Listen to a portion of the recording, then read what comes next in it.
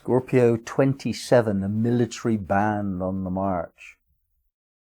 Sabre-rattling.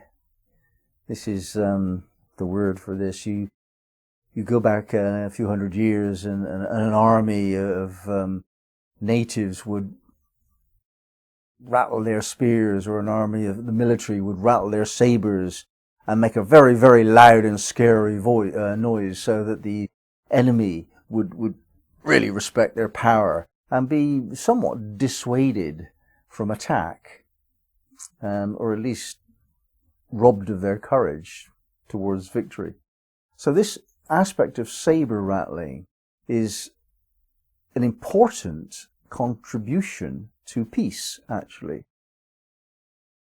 A very big deal in my childhood was the 1st of May, the celebrations in the Soviet Empire, and on the news every year on the 1st of May were these very impressive articles of military prowess that the Soviet Union was letting the world know it had. And later it became clear that they didn't have it.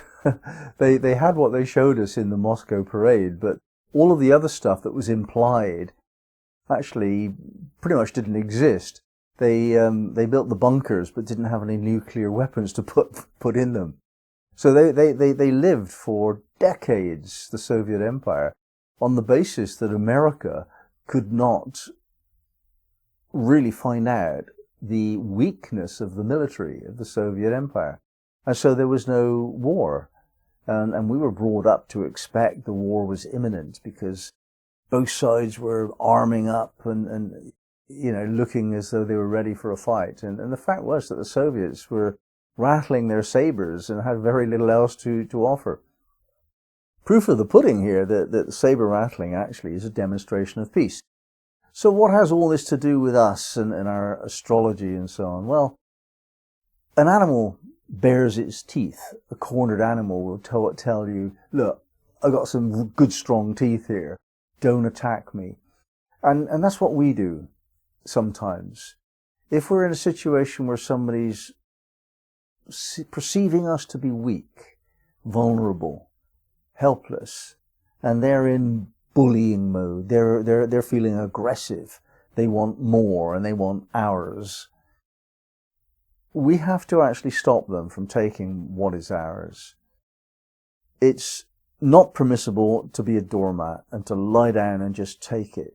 When somebody wants to come and take what is rightfully mine, I'm going to stand and fight to prevent that. And if I'm in the face of a stronger bully who's coming at me, then I have to give the impression that I'm really willing to fight long, strong and hard. And even though I might not win, nor will he, I'll extract my price. And that sense of claiming my space, establishing my boundaries, is actually a valid spiritual principle. Much disregarded in Christianity, I have to say, where turn the other cheek is the teachings. But for my money, that's a false teaching.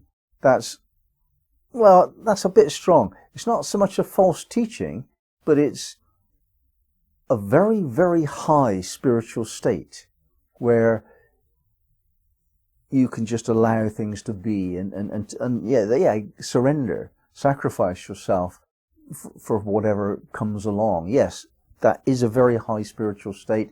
Turn the other cheek, certainly. When you're at the level of consciousness of Jesus Christ, then yeah, sure. But I'm not, and probably you're not either. And for us, we are in a dangerous world, and we haven't got the power to resist being put to death by people that are aggressive.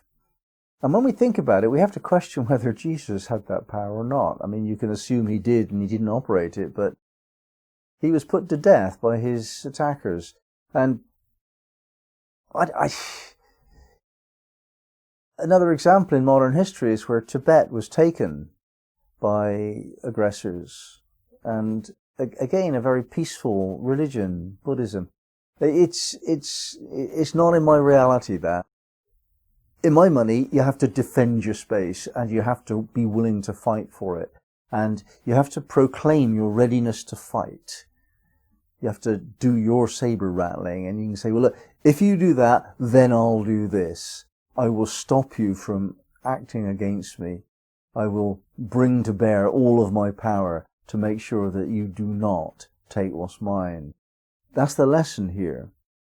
And we have to think about how we might be able to do that, because we might not have physical strength, we might not have money for lawyers, we might not have the resources that insists upon this principle in the normal world.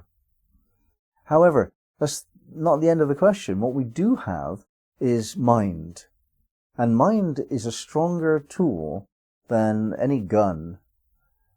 It's not properly used, which is why we don't really think the way that I've just said. But if your mind is used properly, it will defeat anything. The mind is supreme. And the mind can create a psychic boundary. You can actually create around yourself a bubble of light. Just visualize yourself surrounded by light. And that's a very peaceful, neutral way of protecting yourself. But you can extend that if you want to, and you can make that as prickly as you like. That's the hedgehog's defense, isn't it?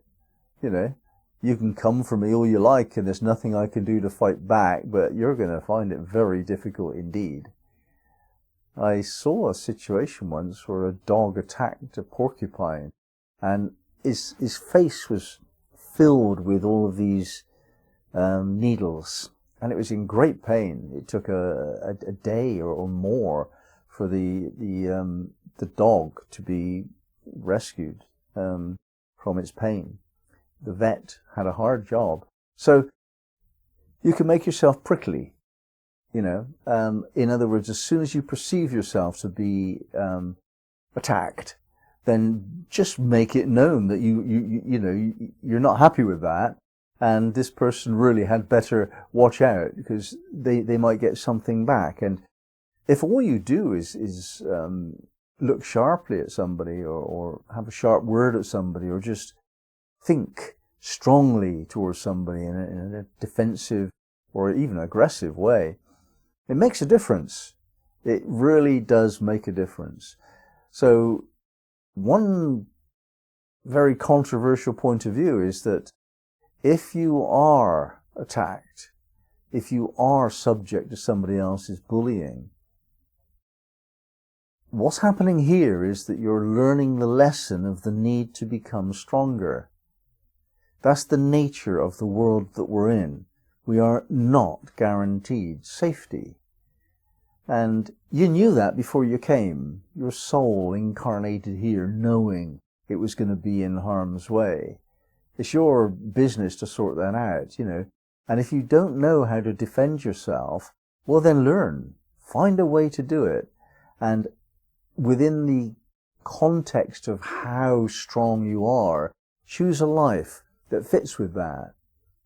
If you put yourself in harm's way, you must expect to be attacked, and you must have something in your palette to respond. Or you get trashed, you get walked on, you get taken. You could be very much more serious than you want. So this is all about developing the strength it takes to survive in a hard world. Now, the other side of this question of why we want to fight for what's ours is partly because we reject mediocrity. If we do not fight for something special, then we get given something boring. And so those of us who are sparky and want to claim what's ours and fight for it if necessary, it's because we've got an appetite for more. And we know that the real vitality in life, the excitement that comes from being on the edge, at the border point between what I claim and what somebody else claims. Those borders exist not only on the geographical map, But between any two people who have an involvement together, there's always a border between those two people. And that's where life is at its most exciting. And if you just accept somebody else's reality, you'll cave into them. If you claim your own, they'll cave into you, and that's no fun either, really.